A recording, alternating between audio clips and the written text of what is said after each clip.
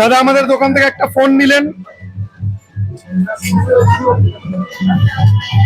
দাদাকে আমরা লাকি ড্রয়ের মাধ্যমে দেখবো দাদা কি পাচ্ছেন।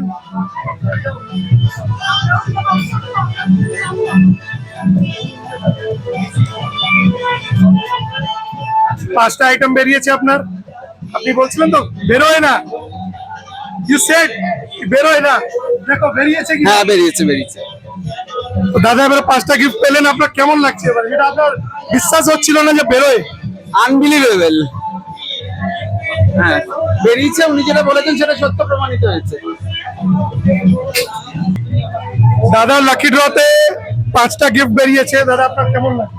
খুব ভালো লাগছে, মানে পাড়ার দোকান হলেও এই প্রথম মনে হয় গিফট দিল দোকান থেকে সেটা পেয়েছি আমি।